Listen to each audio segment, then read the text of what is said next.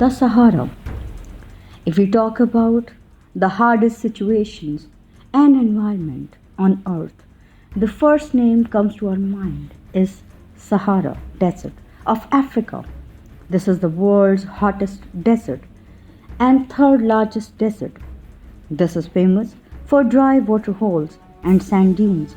The Sahara is the most hot desert comprising the width of North Africa. It comprises the area of 9.4 million square kilometers. The name of the desert comes from an Arabic name called Sahara, meaning the desert. Sahara has the Atlantic Ocean at its west, the Red Sea to the east, Mediterranean Sea to the north, and Sahel savanna to the south. This enormous desert covers 10 countries named Algeria, Chad, Egypt, Libya, Mali, Mauritania, Morocco, Sudan, Tunisia, and Niger, and some parts of the Western Sahara that are under French control. Sahara is mostly famous for its sand dunes and dry water holes. They have been filmed many times in many movies. These dunes can go 600 feet high, and according to Encyclopedia Britannica, they cover 25% of the entire desert. Sahara also has plateaus, mountains, salt flats, basins, depressions, and niches. In spite of the fact that there is the shortage of water in this area, but Sahara can boast of having two long rivers. The one is Nile and the other is Nile, as well as 20 lakes, which are seasonal. In spite of the harsh environment, it is the home of various species. These are about 500 plant species, 70 mammals, 90 avian mean birds, 100 reptilian, numerous species of scorpions and spiders. People used to live in the desert of Sahara some 1000 years ago.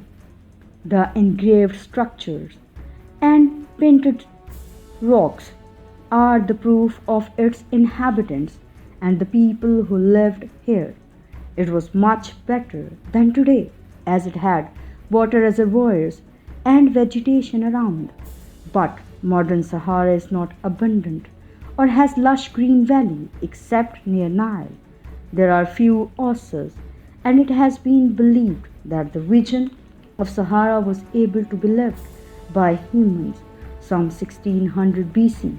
But after a great shift in Earth's axis, it increased the temperature of the earth, and it also lessened the precipitation, which led to the desertification of North Africa about 5,400 years ago. From the prehistorical period to the present day, it had been inhabited by the different tribes, nations, and civilizations such as Kufian.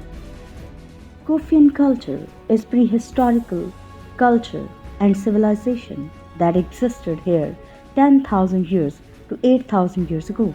After Kufian culture, the second prehistorical culture is Tanisian culture that was explored by Paul Serene, the explorer of National Geographic Channel. It lasted till 4600 BC. This desert also had Tashfina mummy about 2700 BC. UN Muhugia was the area in present Libya that had a mummy of a 2.5-year-old child, and he was mummified by removing its organs. This was the most notable thing explored by the explorers while excavating the land. Nubians also lived there in the region of Nubia. They participated in agricultural activities. Egyptians also inhabited land by 6000 BC. In 4000 BC, the ticket culture was present there. The people lived here during the pastoral period and were engaged in the trade of cattle and valued them as their assets. Next, there are Phoenicians, the people of Phoenicia, modern Lebanon, who lived here 1200 to 800 BC, and they created a chain of settlements on the coast of North Africa, and they also had the ties of trade with the people around. Then come Greeks. They arrived by 500 BC.